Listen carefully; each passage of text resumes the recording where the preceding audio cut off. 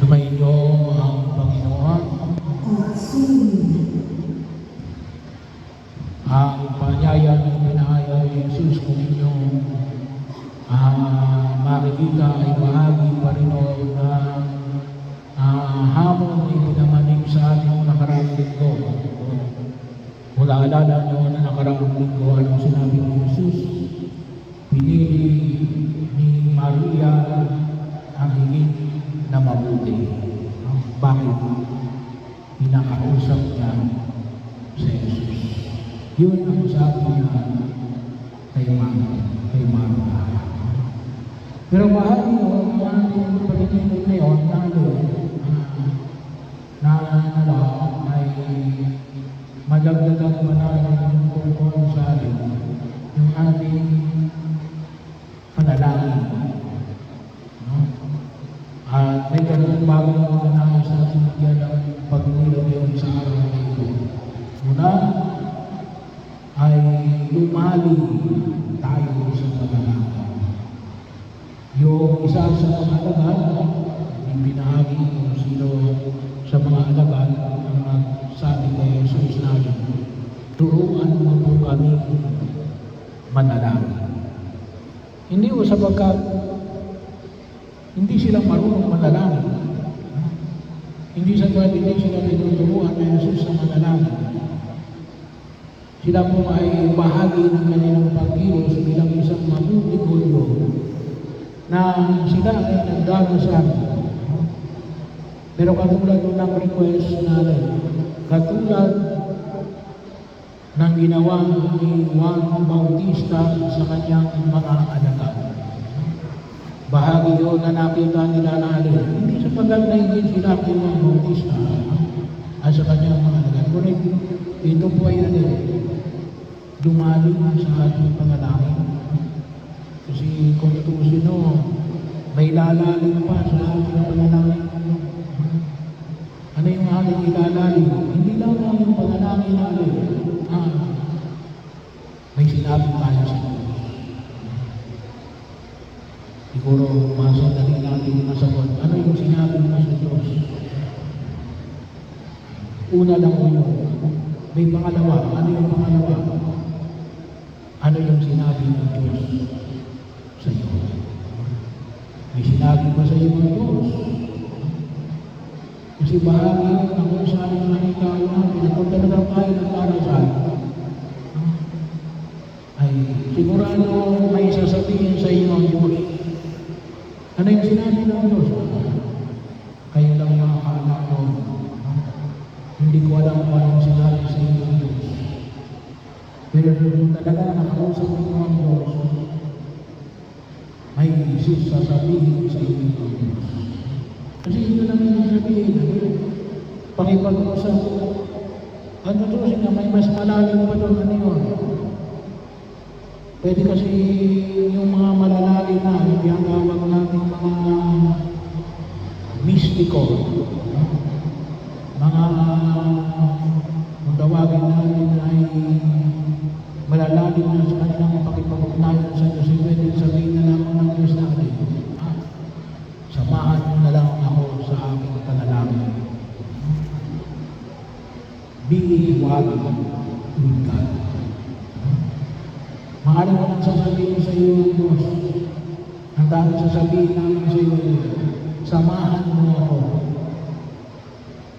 rito. Bahagi. And that is a way to pray. Sabi nga natin, medyo mas malalim yan.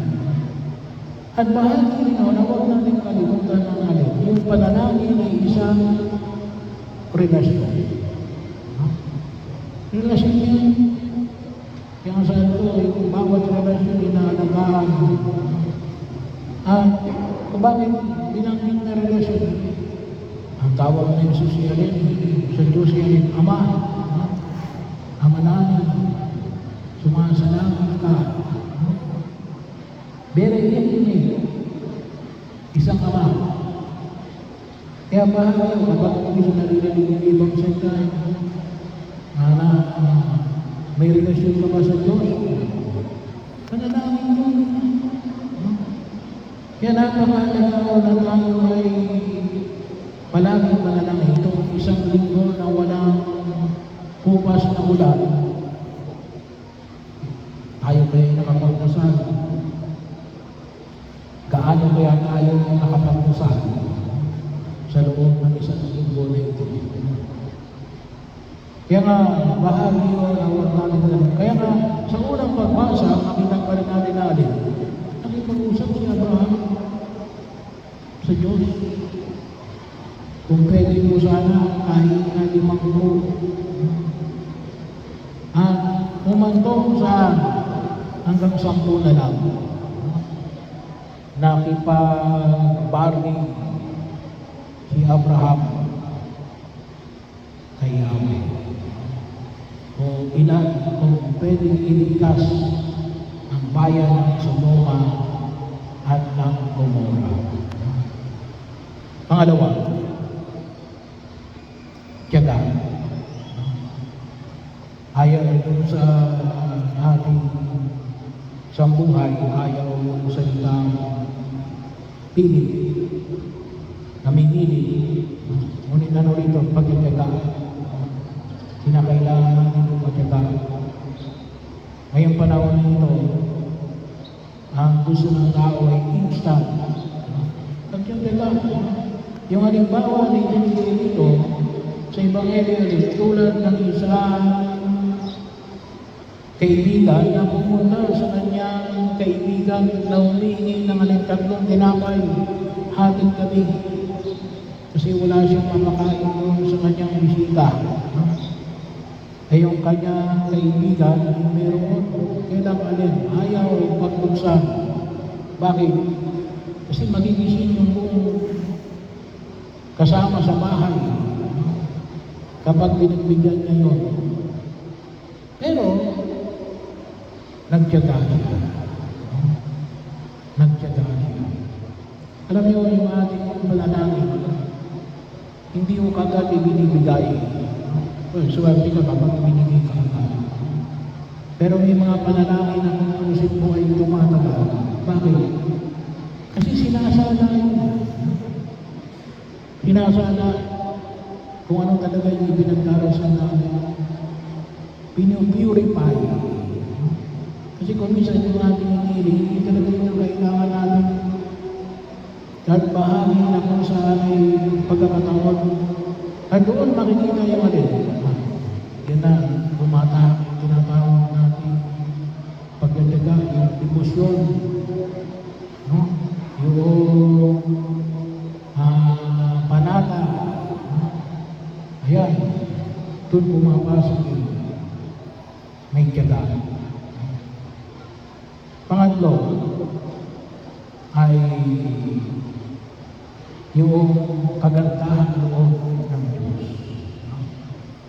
Kasi kung minsan, sinasabi natin, hindi ibinibigay ng Diyos sa atin. Well, hindi naman pwede lahat ibigay ng Diyos sa atin. Bakit? Kasi baka mamaya makasasama. Ibibigay ba ang payag dito? Ibibigay ba ng Ama?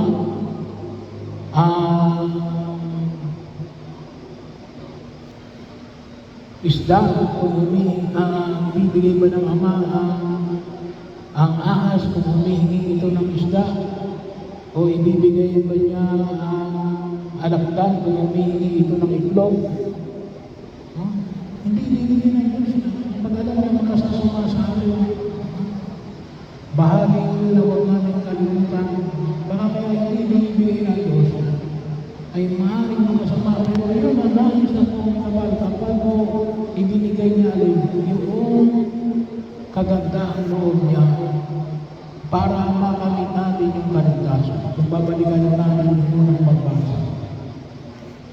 Yung alin, yung bayan ng Gomorra at Sodoma. Ano ba ang ginawa ng Sodoma at Gomorra at Gomorra ang ginawa ng Diyos? Ay, hindi lang sexual sin. Kalimitan lang nasa isip natin. Sabi nga ni Bishop Ambo David, sinasexualize natin ang sin. Hindi lang yun. Ano ba? idolatry, pagsamba sa mga Diyos-Diyosan. Ano ba yung kasalanan ng Sodoma at Gomorrah?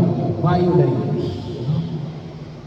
Ito ay kapag nagkakaroon ng hira ay violente, madugo, inuubos lahat ng lalaki. At kapag may nahuli kalaban, tinutorture. At hindi lang basta torture, talagang pinapatagalan ng torture bago patayin. Mabuti nila ngayon, mayroon tayong mga human rights.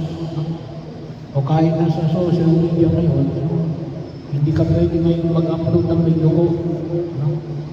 Kung may dugo, kailangan papadabuin,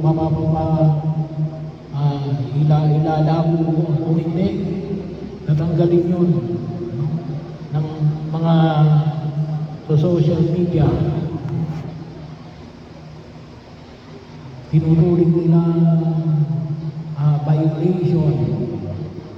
Pero yun, isa sa mga kasalanan ng mga taga-Sodoma at Gomorrah. Ano pa? Hindi ko lang nabanggit kaninang umaga. Yung injustice. Walang katarungan. Kayabangan. Korupsyon. Itong nakalipas na mga araw, maraming sumisigaw. Saan na ba napunta ang pera para sa flood control? Nakurako. Yun, kasama yun. At ikin sila atuloy. 10. Pumayag ang Diyos na kahit 10 lamang. Walang makit ng 10.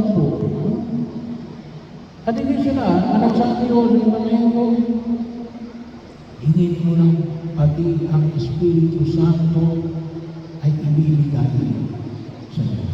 Kasi inandun na Jesus, kaligtasan, kaayusan, hindi kapahamakan, at kahirapan. So ito po naman makita natin sa ating mga panalangin. Una, panyaya na kung saan ay tayo nawa ay na lumano sa ating mga panalangin. Nakita natin yung kalooban ng Diyos. Pangalawa, ay maging matyaga tayo. Kahit na ngayong panahon na ito ay nauuso ang mga bagay ng pamandalian sa ating panalangin. Palagi tayong panalangin. Walang tigil na panalangin. Marami tayo dapat magpagdasal. Ang pangatlo ay ang nais na ipagkaloob sa atin ng Diyos sa iyo. Yung magkamit natin ang tunay na kaligayahan at kaligtasan. Hindi niya ninanais na tayo ay mapahamak at maligaw.